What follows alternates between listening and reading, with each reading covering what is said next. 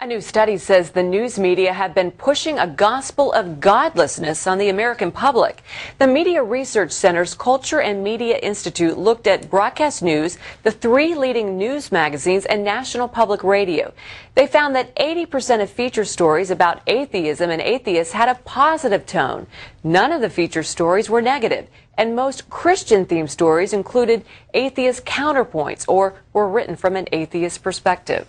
And for more on this story, we're joined from Washington by Robert Knight, director of the Media Research Center's Culture and Media Institute. And Robert, your group's study calls print and broadcast news outlets, quote, apostles of atheism. How did you come to that conclusion? Well, we looked at the coverage in 2007, and we concluded that the media gave the atheists in the United States a free ride, pretty much, even though 87% of Americans say they believe in God, and according to our National Cultural Values Survey, only 8% actually say they don't believe in God. There are some people who aren't sure.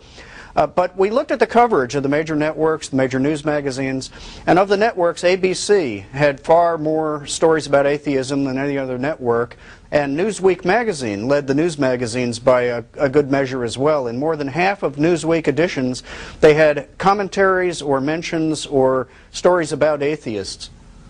Robert, is one Christian brother to another? Why would you expect anything more from the secular media? I mean, should your gripe not be with the church itself for not being more effective in communicating a powerful gospel message? I think the problem here is that atheists do represent such a tiny number of Americans that they got outsized coverage in 2007.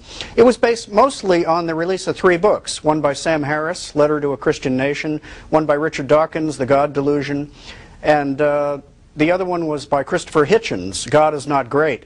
And you saw fawning coverage of these books, and the authors got a lot of airtime and print time.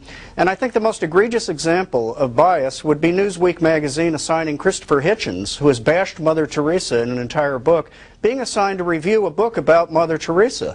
It just gave him one more opportunity to criticize her terribly. Did you see some encouraging exceptions to the rule? Yeah, there were some.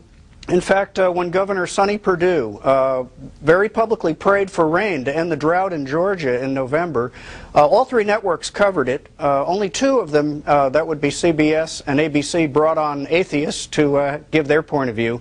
But ABC later actually reported that it rained that day. The other networks ignored that.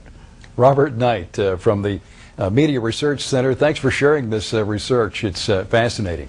Thank you for having me on, Lee.